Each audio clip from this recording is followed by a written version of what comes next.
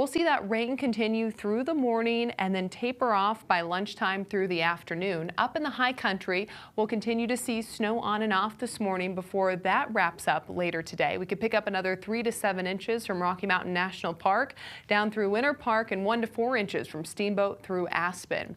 Now, as the snow and the rain move out later today, we will turn our attention to the wind. We are once again expecting some very breezy conditions along the foothills as well as the eastern plains, but it will also be breezy here in the Denver metro area later today.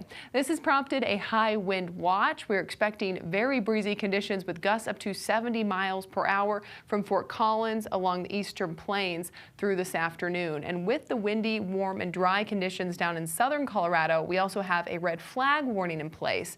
Relative humidity as low as 6% with wind gusts up to 55 miles per hour, causing high fire danger there. So springtime in Colorado, a little bit of everything. Temperatures today will be on the cooler side compared to the last couple of days. We'll be in the 60s here in the Front Range, right around where we should be for this time of year. But when you factor in the wind, it'll feel a bit cooler out there. 60s and 70s today on the eastern plains. Up in the high country, we'll see 40s and 50s with 60s out to the west. In Douglas County, 62 in Castle Pines, 64 in Lone Tree, and 66 in Highlands Ranch and Littleton.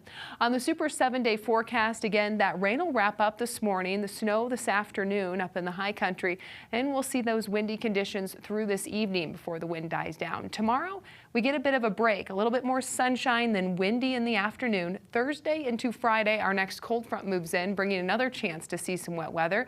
And then again, Friday into Saturday, another system where we could see a rain-snow mix as temperatures drop into the 30s overnight. Finally, on Sunday, we get a little bit more of a mild pattern setting up into early next week, where we'll see 60s and 70s and some drier conditions make their way back into the forecast.